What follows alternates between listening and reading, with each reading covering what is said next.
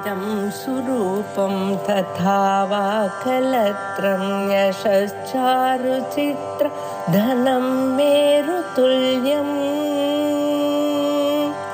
मनश्चेन लग्नं गुरोरङ्घ्रिपद्मे ततः किं ततः किं ततः किं ततः किम्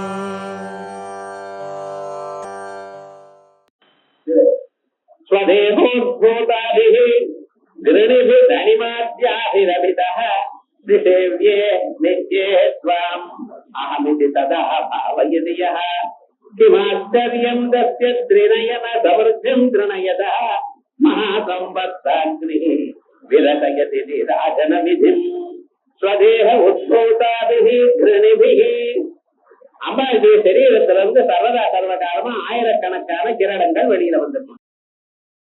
பரமேஸ்வரன் இது சூரியன் இருக்க, அந்த சூரியனிடத்துல இருந்து கிரணங்கள் வெளில வருதோ இல்லையா, அந்த சூரிய கிரணங்களை தானே நம்ம பாக்குறோம் வெளிச்சம்னு. பகல்ல சூரியனுடைய ரேஸ் எல்லா பக்கத்தையும் வந்துட்டு இருக்கோம் இல்லையா, அதே விதமா ஏன் அவர் ஜோதி வடிவமா இருக்கார்.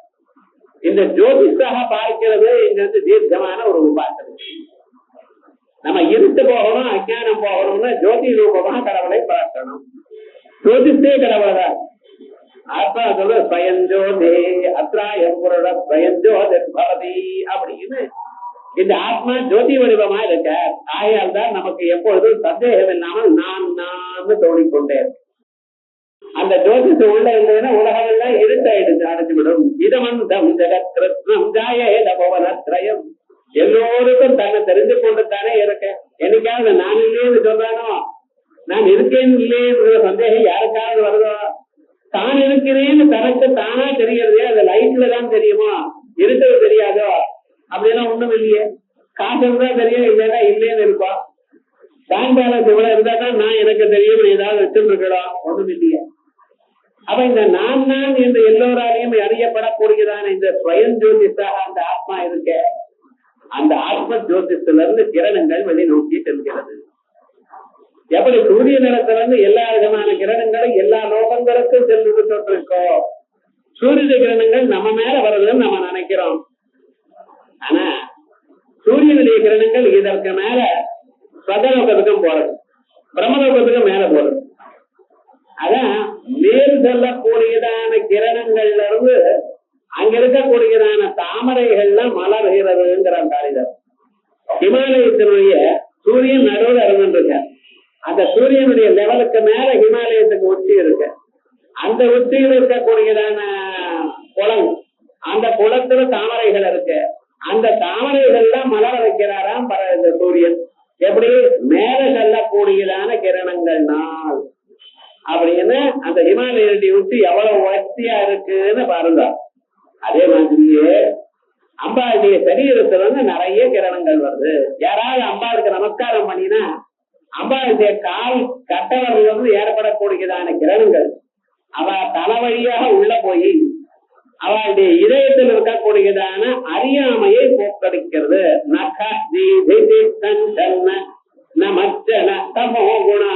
நகம், கால் கட்டவரில் ஏற்படக்கூடியதான நகம், அந்த நகத்தினுடைய கிரணங்கள்னால ஏற்பட்டதான அந்த கிரணங்கள் அது நமஸ்காரம் பண்றவாளுடைய தலைவையாக உள்ள பொருண்டு அவளுடைய இதயத்தில் இருக்கக்கூடியதான உள்ளிருட்டை போக்கடிக்கிறது. உள்ளிருட்ட சூரியனுடைய கிரணங்கள் ஒன்று போக்கடிக்கிறது, அது வெளியில இருக்கிறத போக்கும், அவ்வளவுதான்.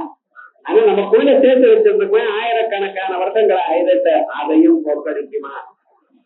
அதே போலயே நமஸ்காரம் பண்ணிட்டு நம்ம தலையில இருக்கக்கூடியதான கெட்ட எழுத்தெல்லாம் இருக்க பட்சல பிரம்மதேவன் நீ கஷ்டப்படணும் அவசரப்படணும் அப்படிங்கிறது, அவைகளையெல்லாம் போக்கடிக்கிறாராம். கால் கட்டவரையினால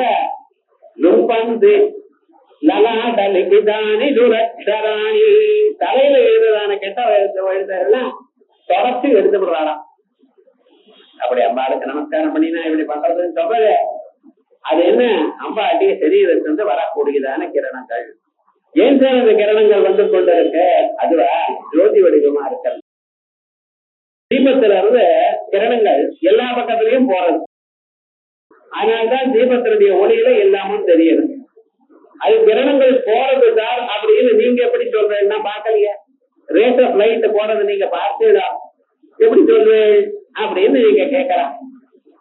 அந்த கிரணங்கள் போகாத போனால் அங்கே இருக்கணையானால் எண்ணெய் எப்படி செலவாருது? அப்ப அந்த எண்ணெயானது திரிவரியாக வெளியில வந்து அந்த நுனிக்கு வந்து அந்த நுனியில் இருக்கக்கூடியதான ஜுவாலையாக மாறி அந்த ஜுவாலையாக இருக்கக்கூடியதான கிரணங்கள் அப்படி போறது. ஆகையால் சூக்ஷ்மமான கிரணங்கள் அது வழியாக பரமாணுக்கள் வெளியில போறது. இப்படி இந்த மாசு எண்ணெயானது கிரணங்களாக அணுக்களாக மாறி வெளியில போறது அப்படின்னு சொல்லியிருக்கு சாஸ்திரங்கள்லாம். ஆகையால் அந்த ஜோதி வடிவமான கிரணங்கள் எல்லா பக்கத்திலையும் போறது. அந்த கிரணங்கள் ஸ்வதேகோத்பூதாபிஹி அணிபிஹி கிருணிபிஹி அனிமாத்யாபிஹி இந்த அனிமாதி அனிமா மகிமா கரிமா லகிமா பிராப்தி பிராகாமியம் ஈதித்வம் வசித்வம் அப்படி இதெல்லாம் முதல் ஆவரணத்திலே அம்பாளுக்கு பூஜை பண்ணிருக்கேன். இதுல மகிமாங்கிற தெய்வத்தை பூஜை பண்ணல. நீங்க அனிமா கரிமா லகிமா தான் பண்றது, மகிமாங்கிறத பூஜை பண்ணல.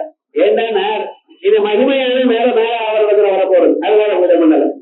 இதெல்லாம் யாருக்கா கவனிச்சா எத்தோ பூ போச்சு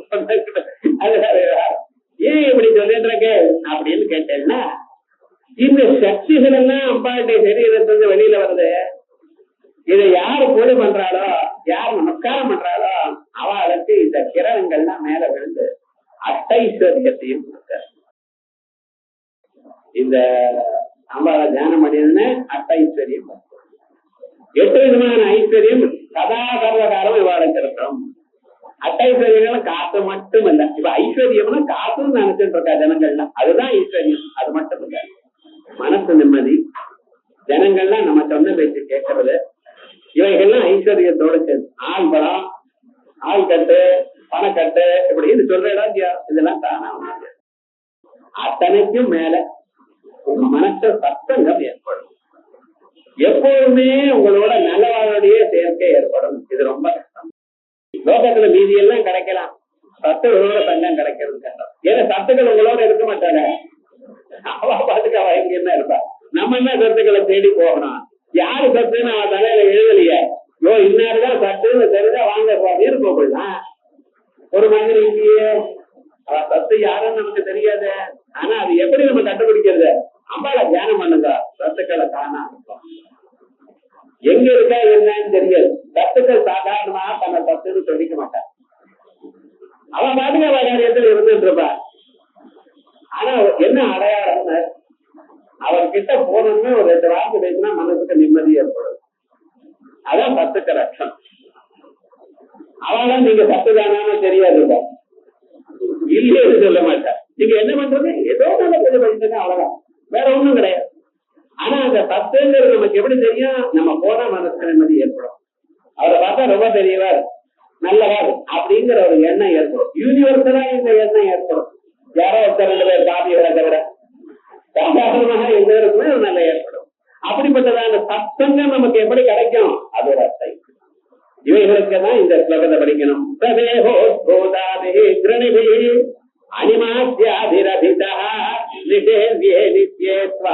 அம்பாள எல்லா பக்கத்திலையும் அனிமா மகிமா கரிமா எனக்கூடியதான அனிமா சக்தி, லக்மா சக்தி, கரிமா சக்தி இப்படிப்பட்டதான சக்திகள் எப்போதும் அம்பாள சூழ்ந்து கொண்டிருக்க, அம்பாளுக்கு பூஜை பண்ணி கொண்டிருக்க.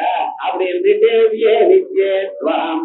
அமிதி சதா பாவகதியா இப்படி பூஜை பண்ணி கொண்டிருக்க அனிமாதிகளால் போற்றப்பட்டிருக்கக்கூடியதான அம்பாளையை இந்த சுதா சமுத்திரத்துல பால் கடல்ல அம்பாள் உட்கார்ந்து இருக்க, எல்லா பக்கத்தையும் அனிமாதிகள தேவதைகள்லாம் பூஜை பண்ணிட்டு இருக்க. இப்படி அப்படிப்பட்டதான அம்பாளாக தான் ஆனவத நித்யத்வம் அகமிதி சதா பாவகதியா சிமாச்சரியம். இப்படிப்பட்ட அவனுக்கு சத்திய திரிநயன சமிருத்திம் திரிநயன சமிருத்திம் பரமேஸ்வரனுக்கு இருக்கக்கூடியதான ஐஸ்வர்யங்களை எல்லாம் திருணமாக்கக்கூடியதான மகா சம்பர்த்தாக்னி விரதயதி நீராஜனமிதம்.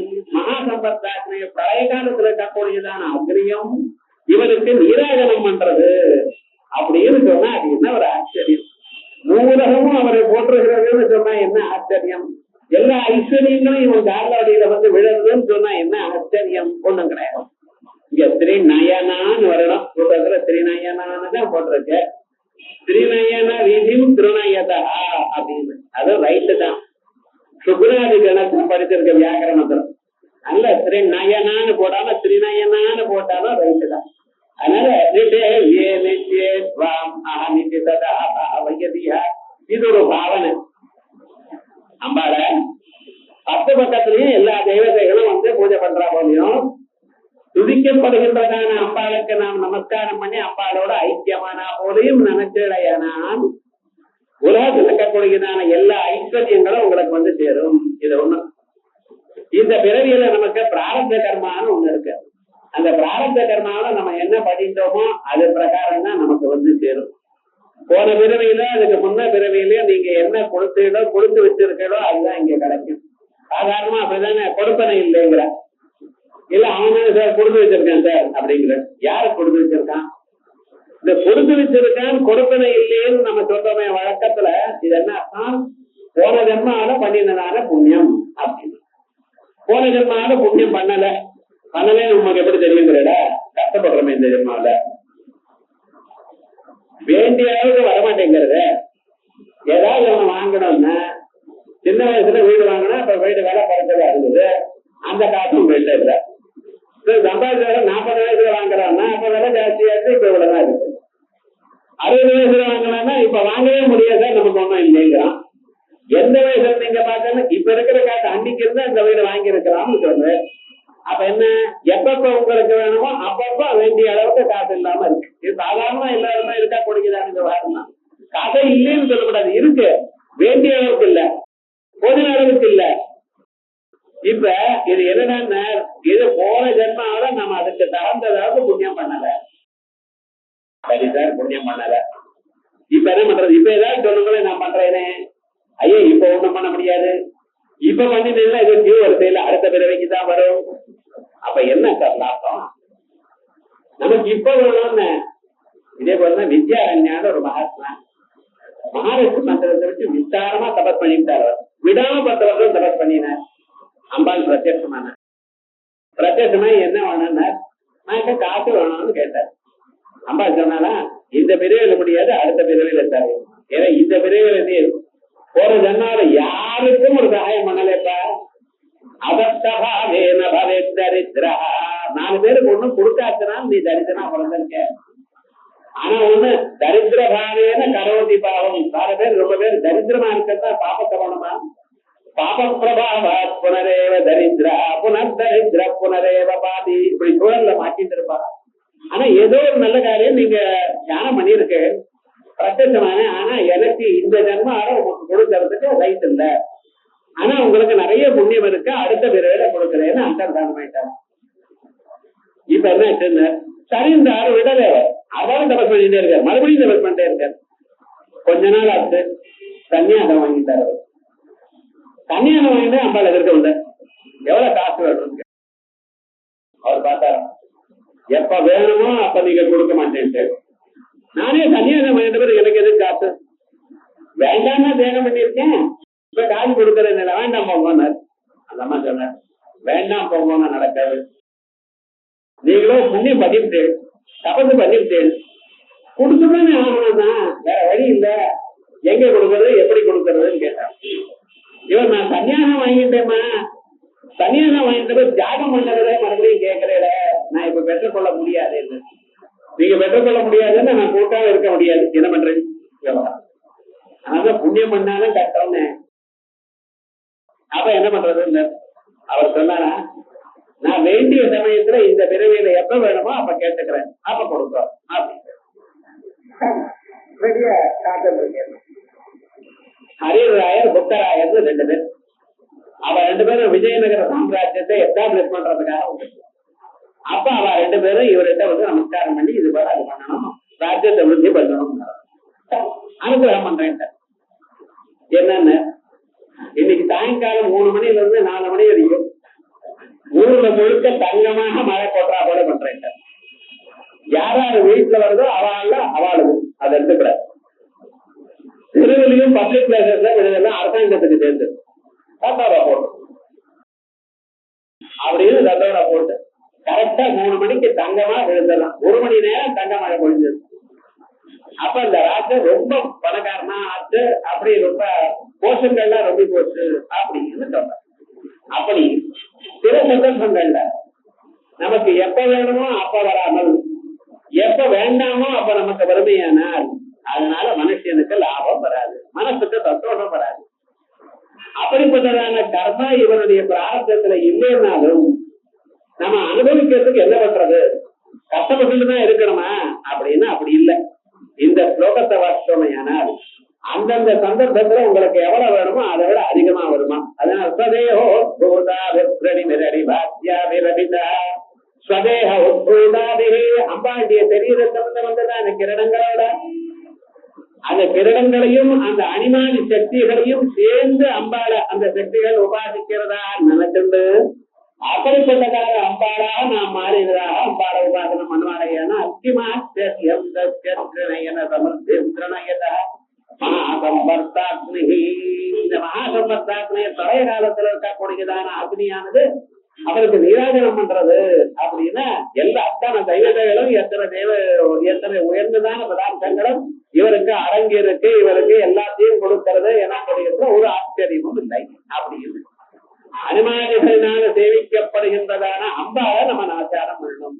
அம்பாளுக்கு நீங்க நமஸ்காரம் பண்ணீங்கன்னா உங்களுக்கு 100 பேர் நமஸ்காரம் பண்ணணும்.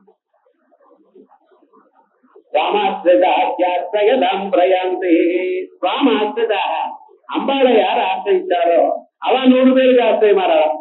அதான் அம்பாள் அந்த சக்தியானது தானா நம்ம கிட்ட வருது. பெரியவர்களை தியானம் பண்ணோம்னா அந்த சக்தியானது நமக்கு வருது. அந்த சக்தியினால நாம் 4 பேருக்கு தியானம் பண்ணக்கூடியதான ஒரு நிலவை இருக்கும். ஆகையால் இது அம்பாளை இப்படி தியானம் பண்ணணும் அப்படின்னு அத்தைஸ்வரியம் வருவதற்காக வீட்டுல நமக்கு பிராரத்த கர்மாவனால நம்ம அது பண்ணலையே இது பண்ணலையே, நம்ம எதை பண்ணினாலும் காசு வரமாட்டேங்கிறது, கைகூடி எல்லாரும் வரமாட்டேங்கிறது. நம்ம எத்தனையோ முயற்சி பண்றோம், அந்த முயற்சி சில சமயத்துல சில இதுல கைகூடி வரமாட்டேங்குது. ஆனா நீங்க தியானம் பண்ணீங்கன்னா அந்த முயற்சி எண்ணிக்காத ஒரு பலத்தை நிச்சயமா பண்ணும். ஒரு காலம் நம்ம இப்படி ஆகணும்னு நினைச்சோம், அப்ப சந்தர்ப்பங்கள் சரியா வரல. ஒரு 10 வருஷம் ஆனப்பட அதோட வசதியா நடந்திருக்கு சார். அன்னைக்கு நடக்கல, அம்பாளை தியானம் விட்டு விட்டு அம்பாள் பாக்குறா எந்த சமயத்துல உங்களுக்கு கொடுத்தா நல்லா இருக்குமோ அந்த சமயத்துல அது கொடுத்துருக்க. எது வேணும்னு நினைச்சதோ அதோட உயர்ந்ததான ஒரு பதார்த்தத்தை கொடுத்துருக்க. நான் அப்ப நினைச்சதே அப்ப உங்களுக்கு கொடுக்க முடியல, நீங்க சீரியஸா தியானம் பண்ணல, அப்பா அதுக்கு நமஸ்காரம் பண்ணிட்டேன் பார்த்துட்டு இருக்கா. ஒரு சமயத்துல உங்களை கொடுத்துட்டேன், அது எப்படி உங்களுக்கு வேண்டாத சமயத்துல இன்னும் அதை எதிர்பார்த்து கொண்டே இருக்கு. அந்த எதிர்பார்க்கிற சமயத்துல நீங்க எதை எதிர்பார்க்கிறீங்களோ அதை விட அதிகமா கொடுக்குற அது அப்படி கேட்டோம்.